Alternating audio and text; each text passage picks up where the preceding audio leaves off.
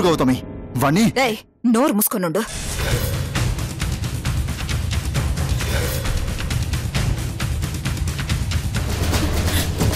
అయ్యా వద్దయ్యా, అయ్యా.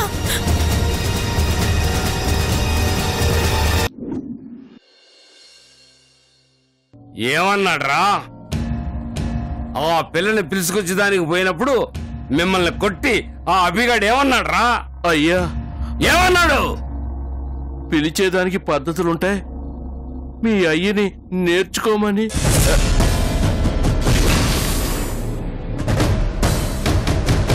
పోండ్రా, పోయి అయ్య సంధికి రమ్మన్నాడని చెప్పి పద్ధతిగా పిలుచుకురండి.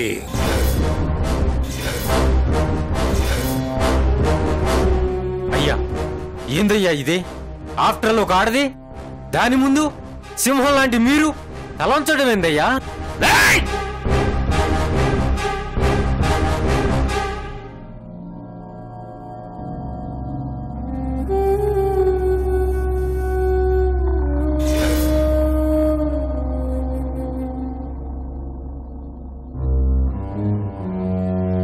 తల తెంచాలంటే అప్పుడప్పుడు తల వంచక తప్పదరా.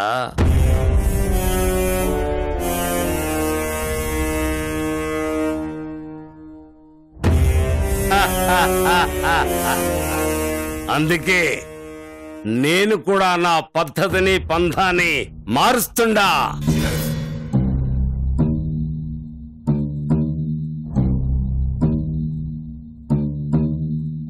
ఎదిరించి చేస్తే యుద్ధం, నమ్మించి చేస్తే మోసం.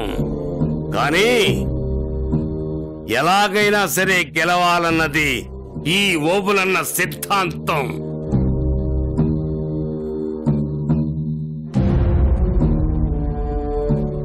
అందుకే నమ్మకంగా సంధికి పిలుస్తా ఉండా.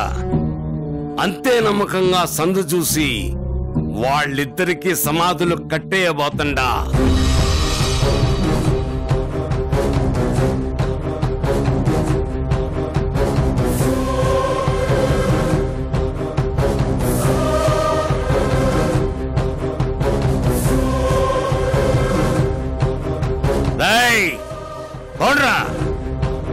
పద్ధతులు నేర్చుకోమని చెప్పుండాడుగా వాడు.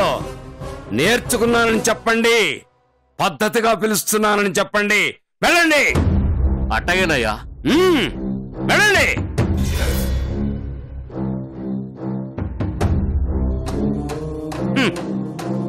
నాకు తీసివేతలొక్కటే తెలుసురా. నాకు ఎదురొస్తే ముందు వెనక ఆలోచించకుండా ఎవడైనా సరే కళ్ళు మూసుకుని తీసేస్తా.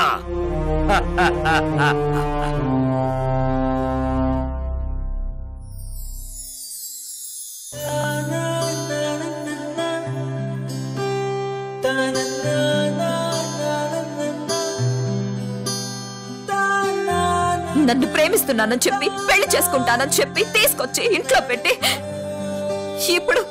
ఇప్పుడు సారీ గౌతమి, మన మధ్య ప్రేమ లేదు, నీ దారి నువ్వు చూసుకో అని చెప్పడం మోసం కాదా?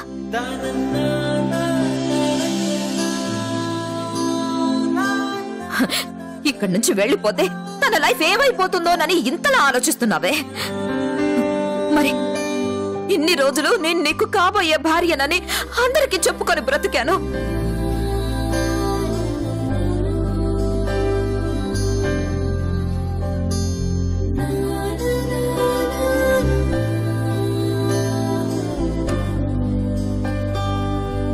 బాగా చెప్తున్నావు క్రిష్, చాలా బాగా చెప్తున్నావు. దగ్గరుండి పెళ్లి జరిపించగానే నీ మీదున్న ప్రేమ ఇష్టం అన్ని చచ్చిపోతాయనుకుంటున్నావా?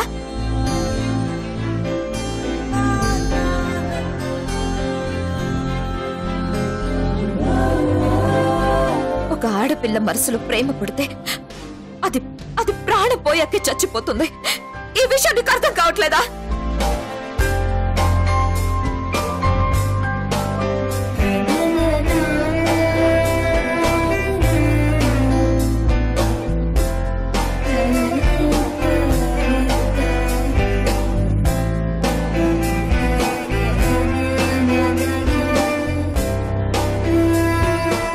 ఇంతకుముందు ఎవరు ఏమైపోయినా నాకు అనవసరం.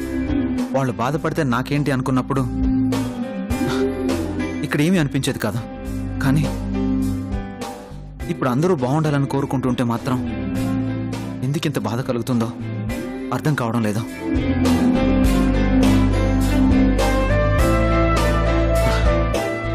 నేను కొంతమందికి మంచోళ్ళ, కొంతమందికి చెడ్డోళ్ళ కనిపించవచ్చు.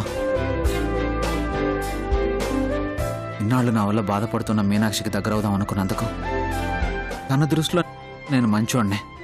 కానీ గౌతమికి ప్రేమ ఆశ చూపించి తనని కాదంటున్నందుకు తన దృష్టిలో నేను ఇప్పుడు చెడ్డోడ్నే.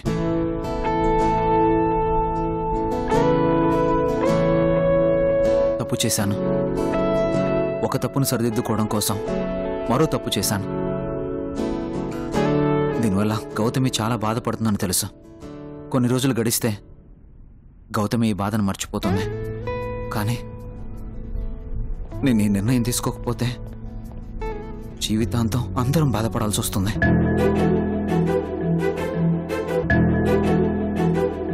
గౌతమిని బాధ పెట్టినందుకు నన్ను క్షమించు.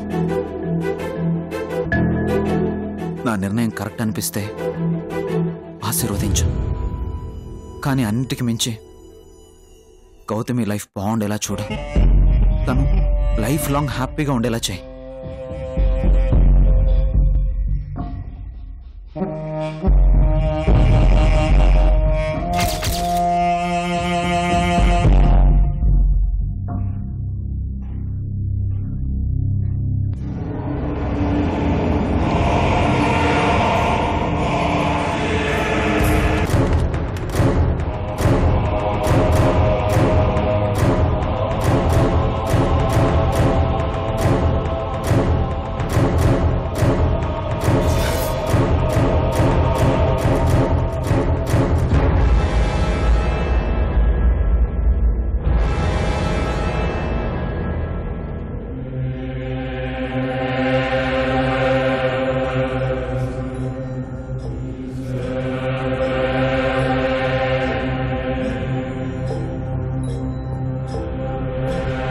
క్రిష్,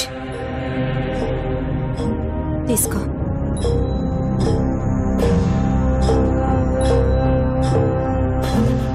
ఏంటి గౌతమి, నేను ఇస్తున్న గిఫ్ట్లన్నీ తిరిగి ఇచ్చేస్తున్నావా?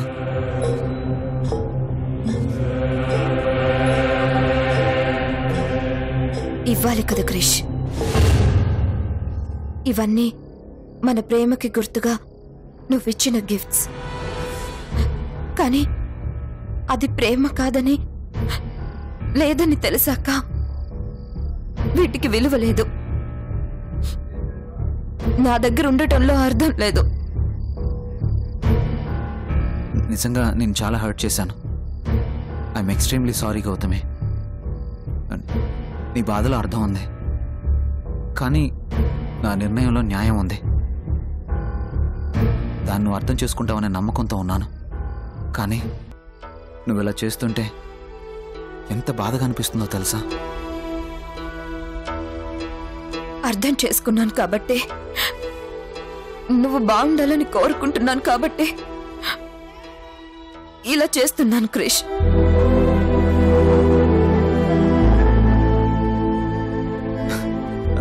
అర్థం చేసుకున్నాను అంటున్నావు, కానీ గిఫ్ట్లు మాత్రం తిరిగి చేస్తున్నావు. నీ ఆలోచన ఏంటో నాకేం అర్థం కావడం లేదు గౌతమి. క్రిష్, నా మీద నీకున్నది అట్రాక్షన్ కావచ్చు, కానీ నేను మాత్రం నిన్ను చాలా చాలా సిన్సియర్గా ప్రేమించాను.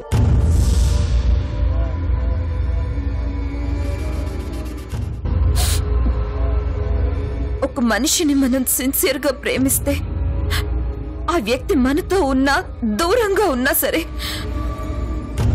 తను ఎప్పటికీ బాగుండాలని కోరుకోవాలి. అదే అదే నిజమైన ప్రేమ అంటే.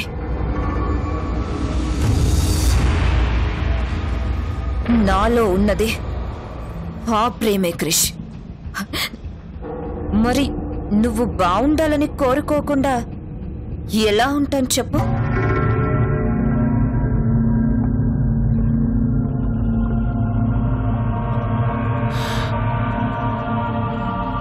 గిఫ్ట్లు తిరిగి ఎందుకు ఇస్తున్నానన్నదేగా నీ డౌట్? ఏం లేదు క్రిష్, ఆడవాళ్ళు ఎంత మంచివాళ్ళైనా సరే కొంచెం పొసెసివ్నెస్ లక్షణాలుంటాయి. నువ్వు నాకిచ్చిన ఈ గిఫ్ట్స్ని రేపెప్పుడైనా మీనాక్షి నా దగ్గర చూస్తే తను తప్పకుండా ఫీల్ అయ్యే అవకాశం ఉంది. దీనివల్ల మీకు చిన్న చిన్న మనస్పర్ధలు రావచ్చు.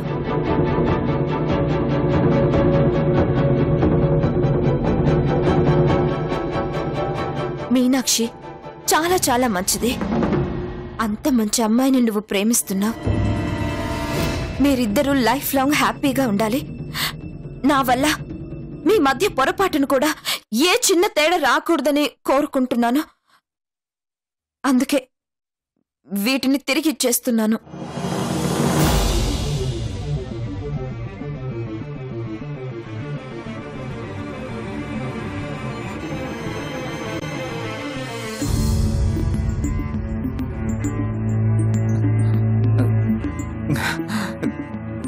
గౌతమి, నిన్న నీతో అలా చెప్పిన క్షణం నుంచి ఈ క్షణం వరకు నేనెంత గిల్టీగా ఫీల్ అవుతున్నానో నాకు మాత్రమే తెలుసు.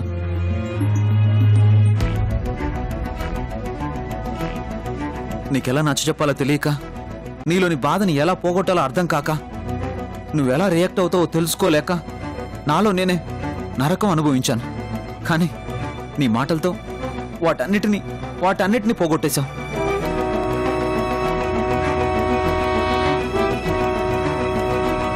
Thank you Gautami, thank you so much. నువ్వు నా మీద క్షమించరానంత కోపంతో ఉంటావని బాధపడుతున్నాను.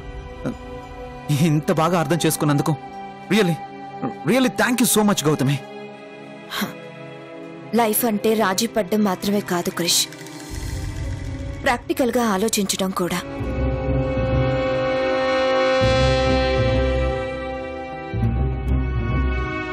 నీతో కలిసి లైఫ్ ని పంచుకోవాలని చాలా ఆశపడ్డాను. ఆ దేవుడు ఆ అదృష్టాన్ని నాకివ్వలేదు. ఆ అదృష్టాన్ని మీనాక్షికి రాసి పెట్టాడు.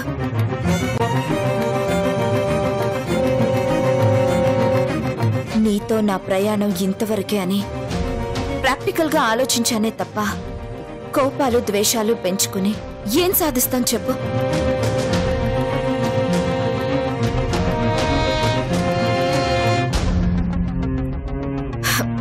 ఇక బాధ అంటావా? ప్రాణంగా ప్రేమించిన వ్యక్తి దూరం అవుతుంటే బాధ లేకుండా ఎలా ఉంటుంది? కానీ బయటపడ్డానికి ప్రయత్నిస్తాను.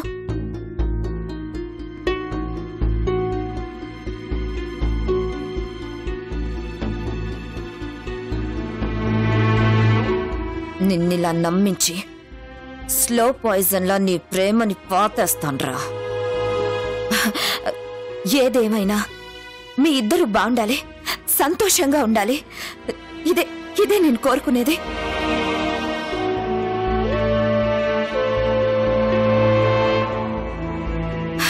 ఓకే క్రిష్, ఇక నేను బయలుదేరతాను. బాయ్. గౌతమి, ఎక్కడికి? అదేంటి క్రిష్ అంత అమాయకంగా అడుగుతావు? ఇన్నాళ్ళు నీ మనసులో ఉన్నానని అనుకొని నేను ఇంట్లో ఉన్నాను. లేను అని తెలిసాక వెళ్ళిపోవాలి కదా. వెళ్ళిపోవడం తప్పదు అని తెలిసినప్పుడు అది ఎంత త్వరగా జరిగితే అంత మంచిది కదా. అర్థం లేకుండా మాట్లాడు గౌతమి. మన మధ్య ప్రేమ లేనంత మాత్రాన ఇక నువ్వు ఇంట్లో నుంచి వెళ్ళిపోవడమేనా? అంతకంటే ఎక్కువ ఫ్రెండ్షిప్ ఉంది గౌతమి మన మధ్య. ఫ్రెండ్స్ కూడా 2-3 రోజుల కంటే ఎక్కువగా ఉండకూడదు క్రిష్. తెలివిగా మాట్లాడు గౌతమి. అసలు నువ్వు ఇంట్లోకి అడుగు పెట్టింది నా కోసం కాదు కదా. మీనాక్షి ఫ్రెండ్గా చదువుకోవడానికి వచ్చావు. ఇప్పుడు కూడా అలాగే ఉండు. అదే కాక ఇప్పుడు నువ్వు సడన్గా వెళ్ళిపోతే పెద్దమ్మకి డౌట్ వస్తుంది. దానివల్ల లేనిపోని సమస్యలు వస్తాయి. నేను వెళ్ళిపోతే కాదు క్రిష్, ఉంటేనే సమస్యలు వస్తాయి. గౌతమి, ఇక నువ్వేం మాట్లాడుకో. నీకు నిన్ననే చెప్పాను నీ పెళ్లి చేసే బాధ్యత నాది అని. అప్పటిదాకా నువ్వు ఇక్కడే ఉంటున్నావు అంతే. క్రిష్, నేను చెప్పేది విను. నా మీద ఏ మాత్రం అభిమానం ఉన్నా ఇంకేం మాట్లాడుకో. నీ మాటలతో కట్టిపడేస్తున్నావు క్రిష్. ఇష్టం లేకపోయినా సరే నీ మాట నేను కాదనలేకపోతున్నాను. ఇక్కడే ఉంటాను. Thank you Gautami, thank you so much.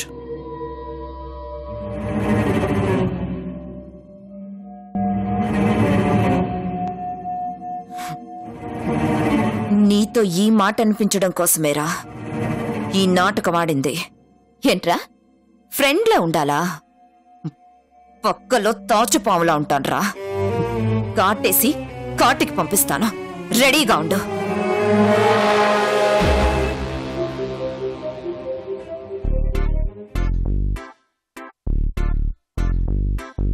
దువ్విన తలనే దువ్వడం, అద్దిన powder అద్దడం,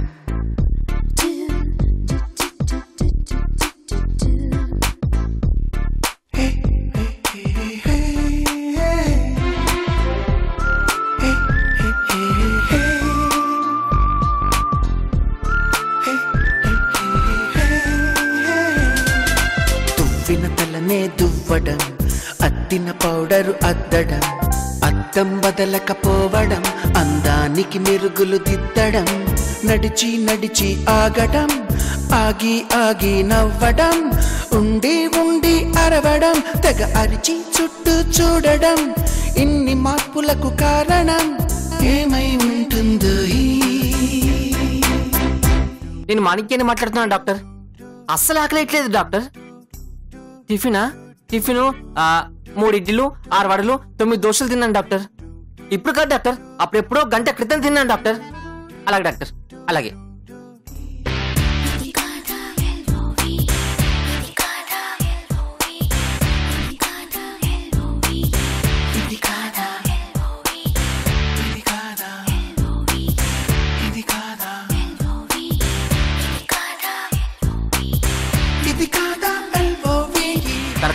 tiffin పెడతావా?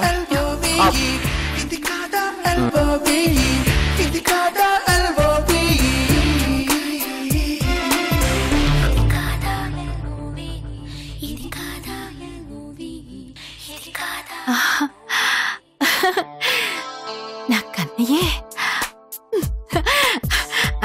అబ్బో,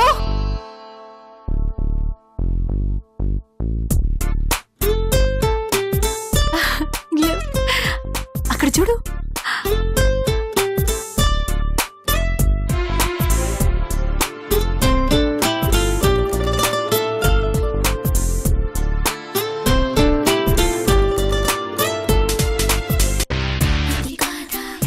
చెప్తా వీడి సంగతి, పద.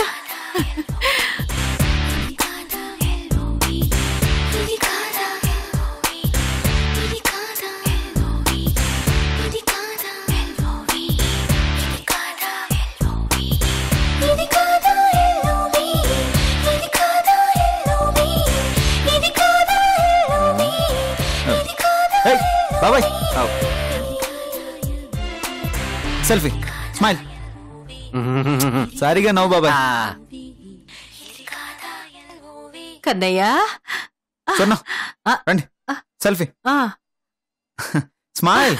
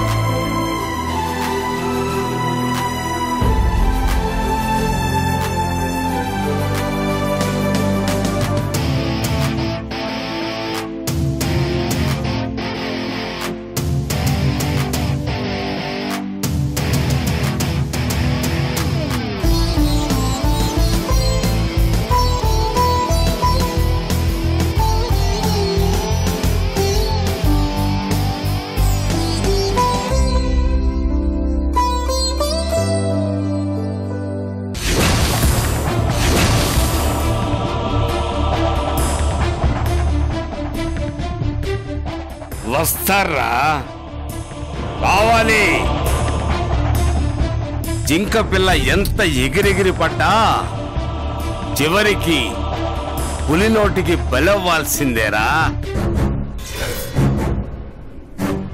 అయ్యా, అంతా సిద్ధమా?